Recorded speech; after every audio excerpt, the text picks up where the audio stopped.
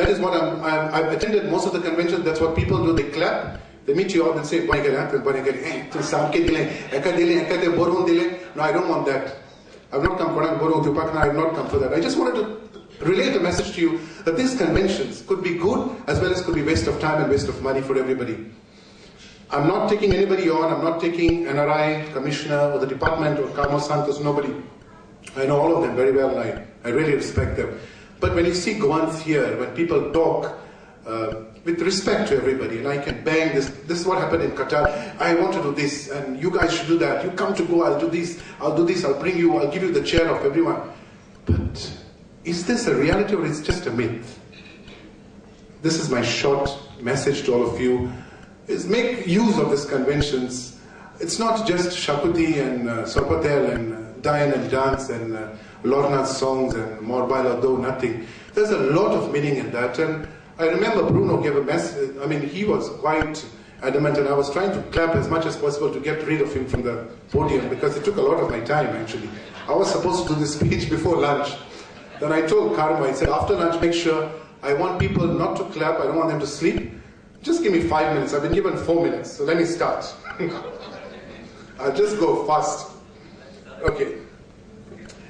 Do Goans need us, or do we need Goa? Actually, that was the heading of my speech, but now, after everybody spoke about corruption, employment, Panchayat Raj, some of them were really, but I think let me cut it down now. Let me just cut it down to a desert now. Okay. I'll go very fast, because I know after lunch it's very difficult to keep your ears open. You know, people must be looking for a coffee or something. Okay, in short, you all know about the history of Goa. By the way, I don't want to take credit for the speech myself. It's a combination effort by Arvind Mishkita, who is from Dubai, and also by José Paes de Gama. He is actually from Mombasa. I just came from a Goan convention, East African Goan convention in Mombasa.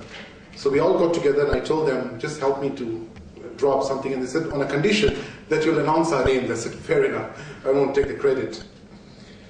Goa was colonized by Portugal, or Portuguese rather, which brought with it a culture of siesta and fiesta, which we continue to cherish, thereby eventually acquiring a culture where anybody who was born in Goa began to look elsewhere for a living, as job opportunities were not available at home.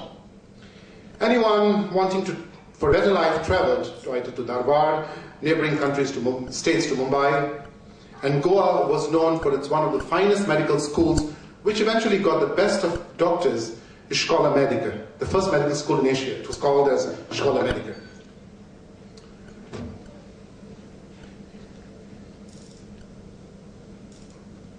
Okay. Yeah, there's a lot about Goans. Look up at the elders who leave Goa, and eventually they follow their footsteps. People have gone to East Africa, Canada, and very seldom we would find someone in those days who ventured into business. So when I was having a debate with some of my friends, I did realize that in Goa we still have the prominent business personalities like the Chogles, the Salgangas, the Dempos, the CMMs, Cosme Matias Menezes. But till today, after my graduation, I've not seen any young entrepreneur in Goa who has risen to the top. As Shri Luisin Falair said, that of course you need to really work hard and make sure that you reach to the top.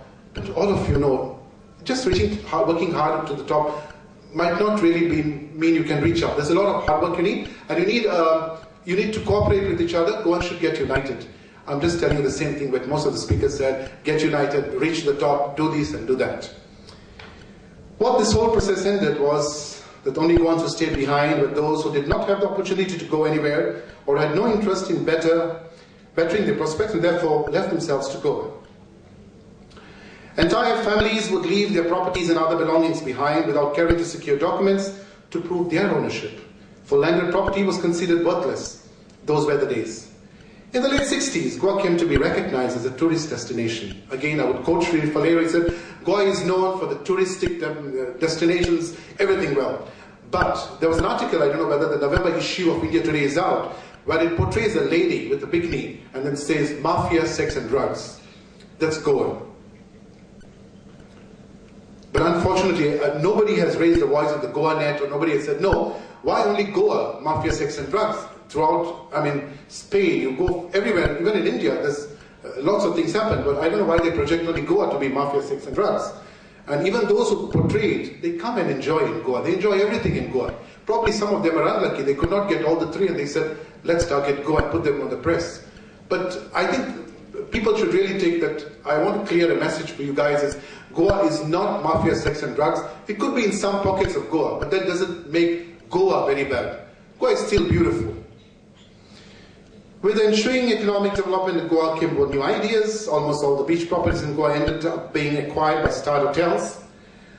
Goa can indeed boast of having a series of hotels, XYZ, 5-star, 7-star, all the hotels in Goa.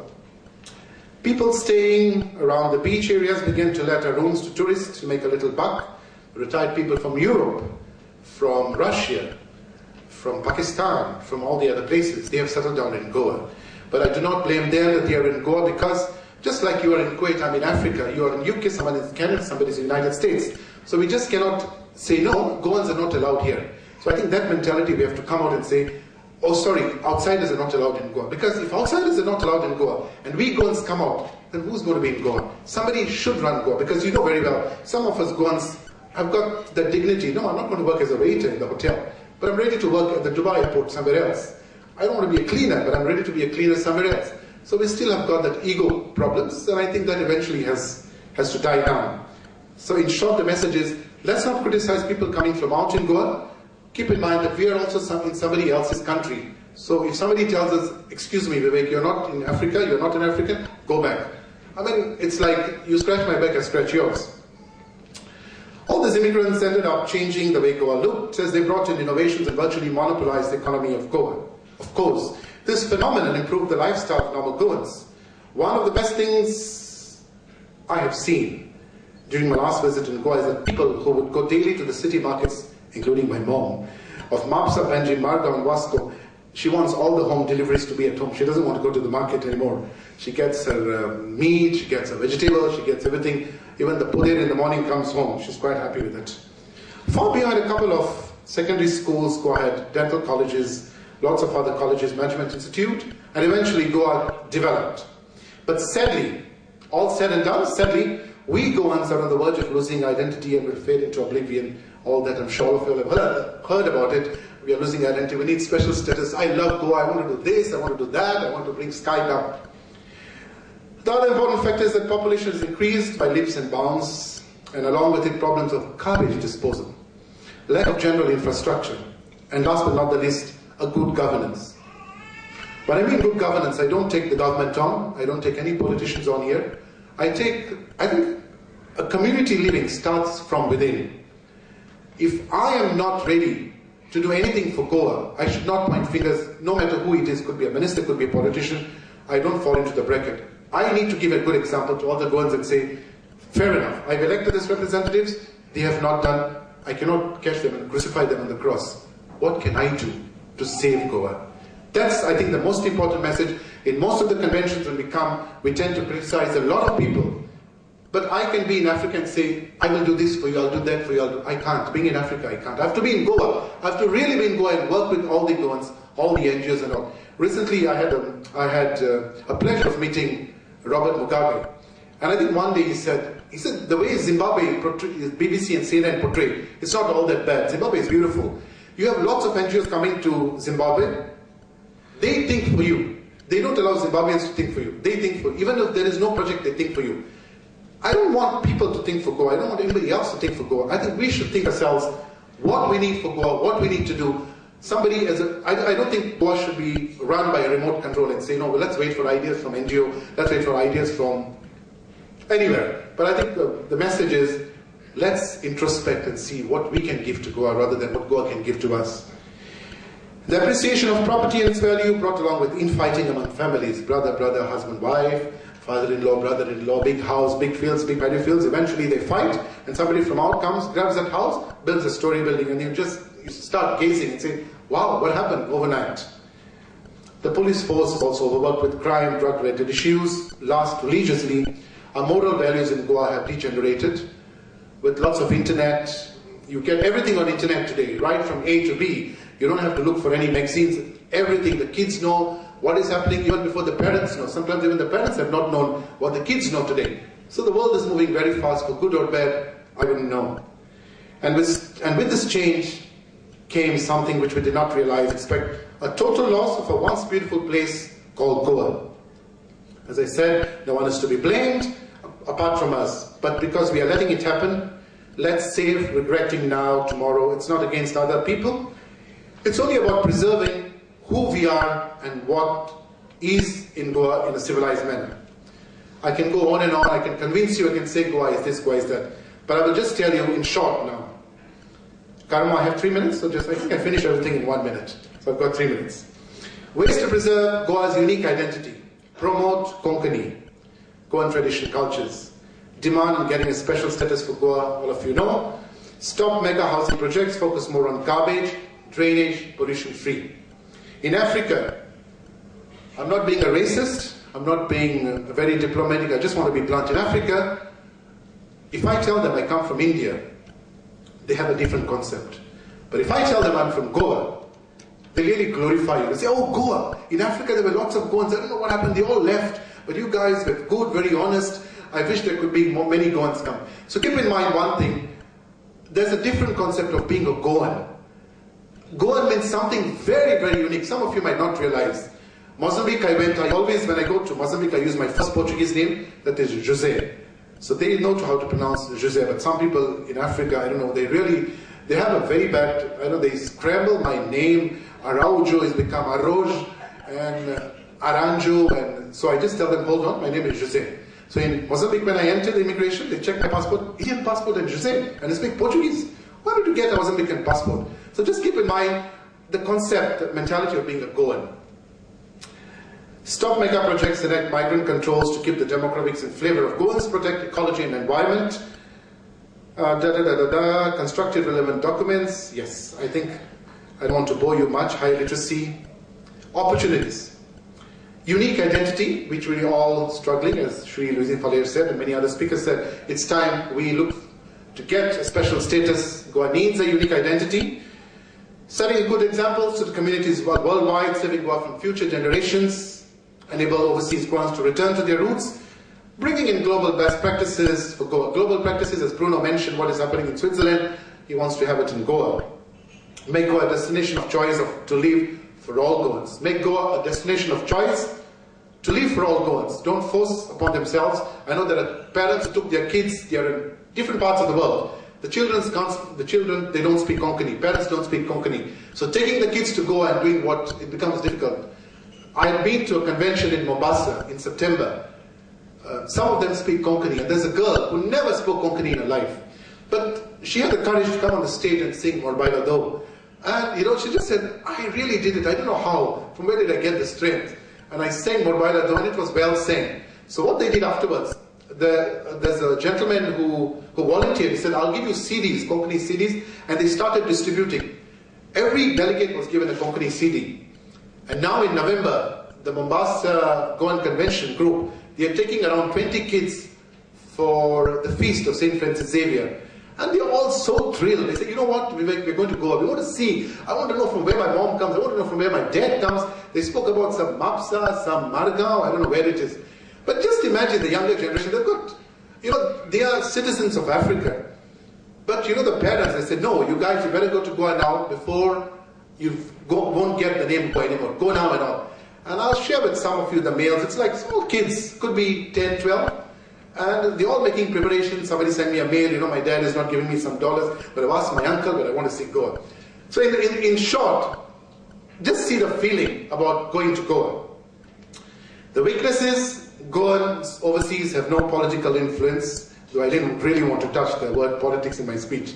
Low awareness amongst Goans of the threat to identity, low confidence, hope amongst Goans in Goa's future, high level of immigration of Goans, blickering, distrust, disunity among like-minded Goans. We all know, probably it's not a crab mentality, but there's something which we normally take along with as a trademark. You don't have to tell me, I don't have to tell you. You know how Goans work worldwide. No matter whether you have conventions, no matter you have clubs, no matter you have associations, if one guy sees what is happening in the other association, I'll make sure I screw him and bring it down. But if there's anybody else other than Goan, I'm ready to work with him. But if it's a Goan and I have some clashes, I'm trying all logistics at night, remote control, I can't solve that time. I want to screw this guy. I want to check this guy doesn't be successful. But it really doesn't help.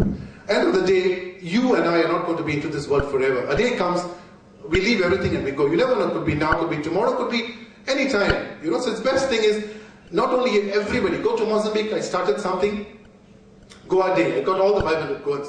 First year it was good. Second year, I got a mail saying, you know, Vivek, there's a problem. This one has not smiled at me during the convention. I didn't want to sit on the table, but now she wants to be the boss. But I will show her, I will teach her a lesson. So I think when Sri Edward Valero went there, they had a talk. But I thought everything was over, but still they're at each other's neck. I said, guys, leave me out of that crap, because I'm not into that field. So just wanted to tell you how the mentality is still there, no matter whether you eat crabs, or whether you eat prawns, or whether you eat sardines. But the crab mentality will never die. At least one good trademark we have, that's what we carry. The crab mentality. Where we are, a suppressed community. No major or significant development, Goan majority. Political interference, much and less of Goan say. Minimum confidence in Goa by Goans. Rapid corruption. Corruption, as I told you, I've been into these conventions, Canada, Qatar, now all the African conventions. We always touch the word corruption. Keep your hand on your heart and tell me, honestly, from this audience, have you not paid any tip to anybody in the form of corruption in Goa or wherever you are? Have you got it on a silver platter? If you have, then you are one of the luckiest, an exception to the rule.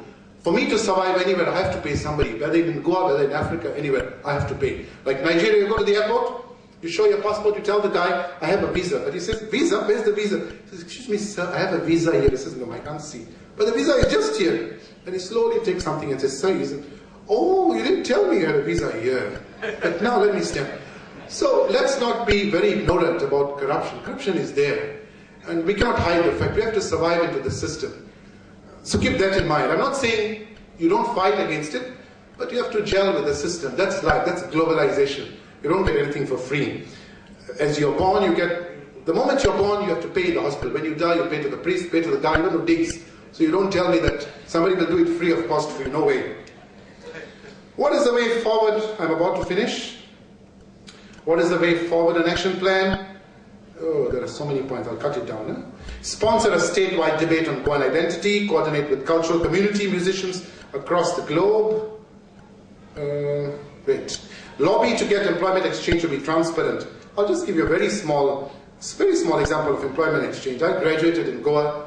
I finished my law and I got the first call from the employment exchange. And I told my mom, they called me, and I got a call as a havaldar. I think that was a havaldar, I think it is. Yeah, something very inferior. But you know, for me, like, I got a call from employment exchange because I registered. When my dad was alive, he says, make sure no matter where you are, register yourself, you'll get a call. So I didn't go, then I got assistant sub-registrar's position and all. But unfortunately, I didn't have that much money which they were asking me, so I gave it, I just said, no, I can't afford. So that's what I'm saying is, no matter how educated you are, as Sri Lucy Faleh said, about employment, getting employment exchange, all these things, all said and done.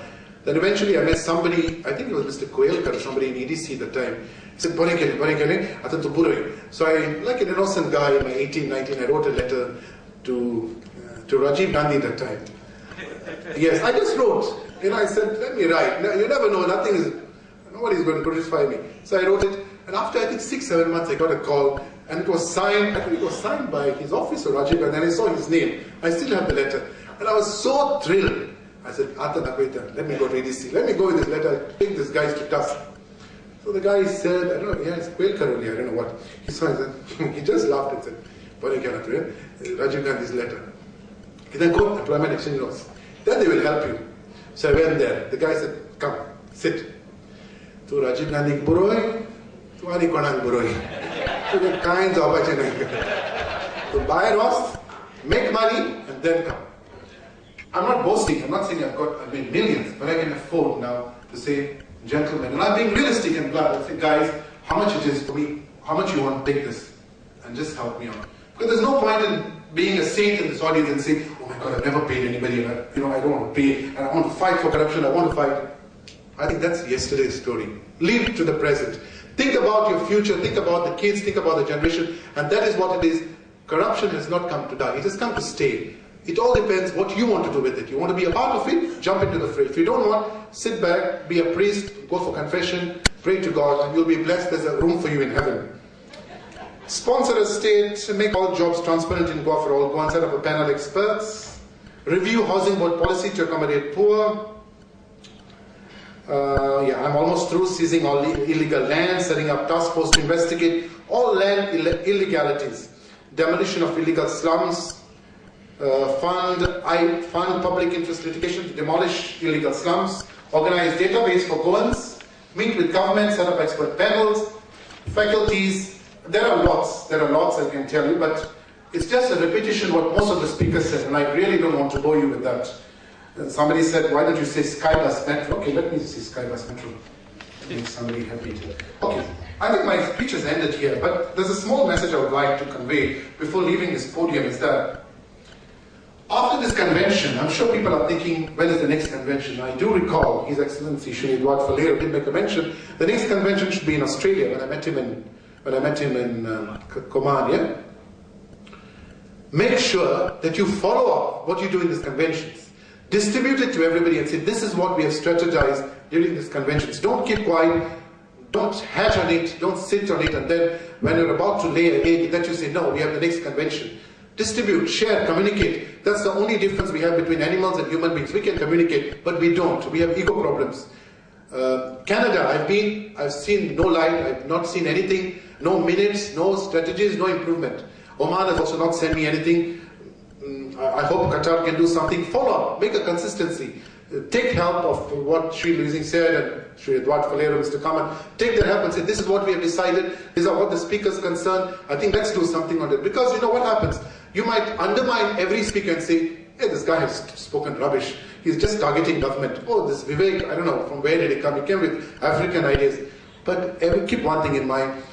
A small drop in an empty ocean can make a huge difference. Today you might undermine my speech, I might undermine somebody's speech. But tomorrow you never know, I could be somebody there and you could be somebody there. It's all, it's a game. Everything is a game in this world. And I think we should respect that. So make the best use of the convention. First Secretary, Indian Embassy in Kuwait, Mr. Rao. Shri Kamath, Director of the Commissioner's Office in Goa. Shri Karmo Santos, the Chairman of Goan Cultural Center. Shri Suresh Naik, the President of Goan Cultural Center. Ani Moja Mogar, Boini, Ani Bhavan. At the last convention in Muscat, I did speak elaborately on land sale prevention. I'll just touch base on that subject, and I have some other issues, garbage disposal and waste management, and creating how the expat Goans can create jobs in Goa. When the British decided to construct a port in Mumbai, the Mumbai, which consisted of 7 islands and some villages, the villagers were farmers. They were doing salt farming and fishing. The area consisted of fishing villages. These people in the area in Bombay and the surrounding areas were called coolies. Some of the coolies were converted, they became Catholics, and they were known as East Indians. Now, the land of Bombay and its surrounding areas belonged to the coolies and the East Indians. What did they do? Over time, they sold their lands. Where are the coolies today in Bombay? Where are the East Indians today in Bombay? Simply speaking, the East Indians and the coolies are a non-entity in Bombay. And I think everybody will agree with me on this point. Where are we heading? Do we want Goa to follow Bombay? do we Goans want to follow the Colis and the East Indians? Our grandfathers, our forefathers had a legacy. There was restricted employment in Goa. In order to put 2 square meals on the plates of their families, they traveled outside Goa. They traveled within India and within the undivided India. So I say because there's a huge population of Goans in Karachi and Lahore, Rangoon in Burma. The Portuguese took the Goans to Mozambique, Angola. For employment, the Goans went to Africa with the British, within the British Empire. But they faced, our forefathers faced the difficulties, struggled, and kept the legacy of not selling their lands. Today, then the scenario was different. Today we are doing well, economically, other fields. Why do we sell our lands? I just cannot understand. Do you have a right to sell your inherited land? Maybe you have a legal right. You have to ask yourself. Those lands which you have inherited or which you will inherit are to be saved and kept for future generations.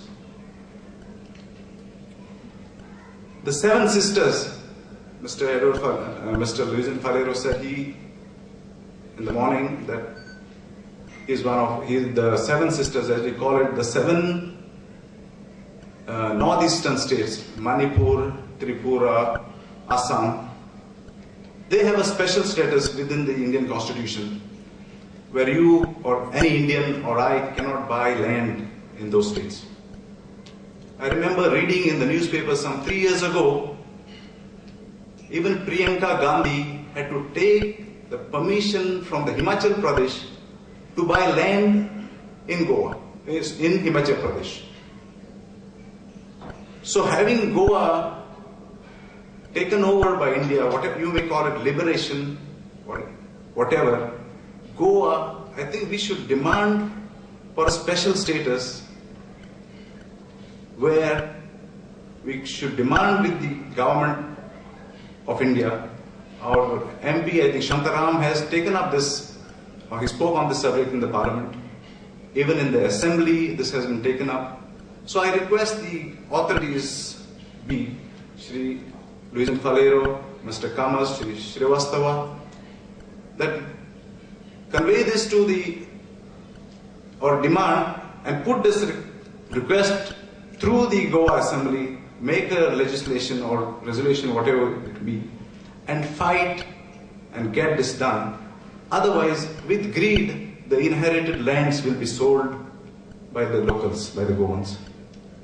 One thing I cannot understand is, on the quiet, we Goans, we sell the land to the real estate barons, and openly and loudly, we blame the government for giving the permissions to construct mega housing projects.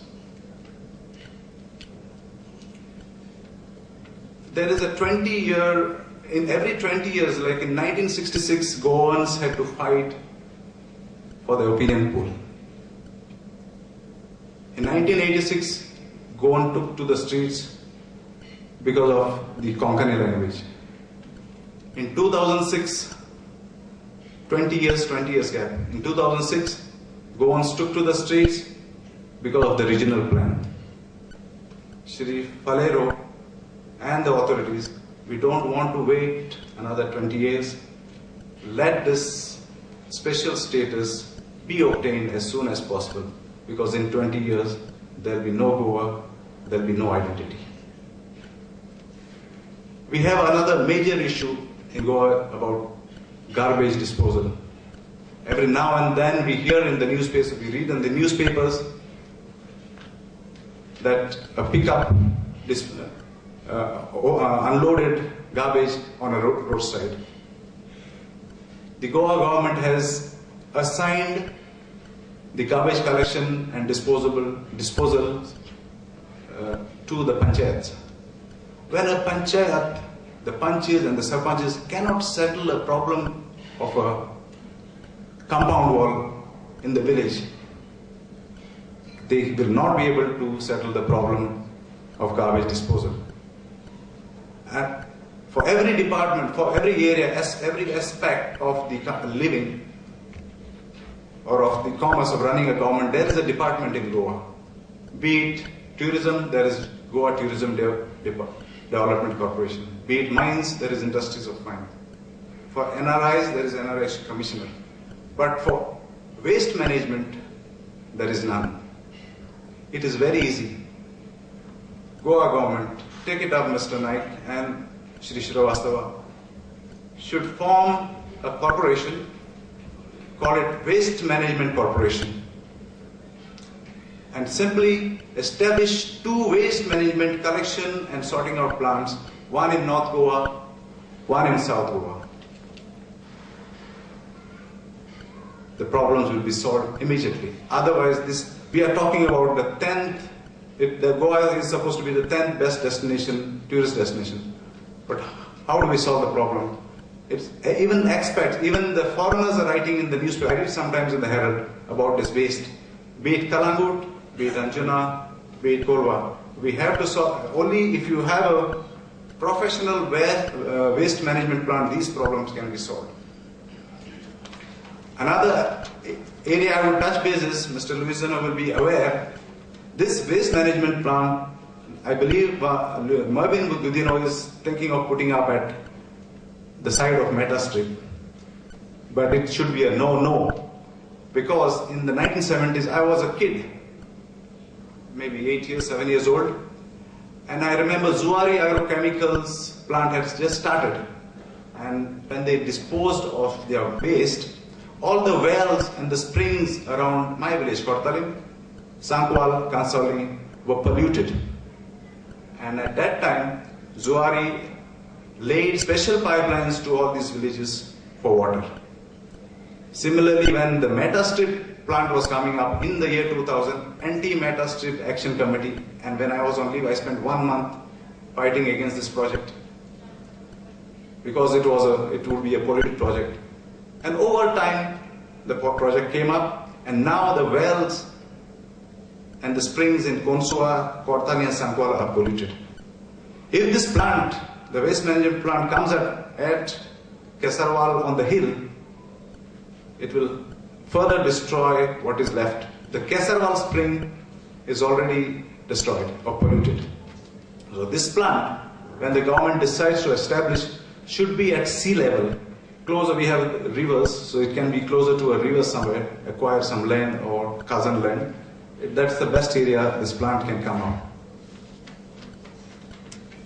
Unemployment is another major issue in Goa. Government, I'm sure, and we see that, is doing its best to create job opportunities to Goans. They bring in various industries. One area the government can push or reduce the unemployment is through agriculture and horticulture. 90% of the vegetables sold in Goa come from Karnataka or Maharashtra together. 99% of flowers sold in Goa come from either Maharashtra and Karnataka. Goa has fertile lands. We have abundant water. The government should invite unemployed youth, train them in growing agriculture, train them in growing flowers, assist them in giving loans, assist them in providing them lands. And by this, we could reduce a certain number of, we could reduce the unemployment problem. Also, it will boost the Goan economy. The money which goes to Maharashtra and Karnataka can be held within Goa. what can we do as expat Goans to help Goa and Goans? As we expat Goans had to leave Goa due to unavailability of employment, let us do something to create jobs so that the future generations do not have to follow suit. Expat Goans should start new businesses in Goa, which can create jobs for the locals. For a youth who wants to be an entrepreneur in Goa with a feasible project in hand, but without funds, without equity, without collateral security, it is next to impossible to obtain a loan. Hence, majority of such projects never see the end of light, leaving the prospective entrepreneur dejected, turning him from being an employer to an employee or even an expat Goan like us. I believe it is high time, as Mr. Falero said, or one of the speakers said, finance is not a problem, but it is a problem. As I know, people who want to start business, they need funds, especially the low income group. As expat Goans, I think it's high time we leave all our money in the bank. It is high time we get together, and we have experts in the field of finance, in banking, technocrats, businessmen. It's high time Goans, expats worldwide establish or form a Goan expat fund. We can call it an angel, we can be angel investors, it can be investment fund or venture capitals. And this fund would support the small-time entrepreneurs from Goa, which will help curtail the unemployment issue, and maybe we give back this way to Goa through a small way. 5 lakhs Goans, somebody said this morning, 7 lakhs. Just take an example of 5 lakhs or 3 lakhs. Even if a single dollar is invested by every Goan, we have $5 lakh. If a single Goan puts $100 per annum, we have $50 million. This will help Goans, small-time entrepreneurs, in a long way, which they will always remember us. Devvarakam.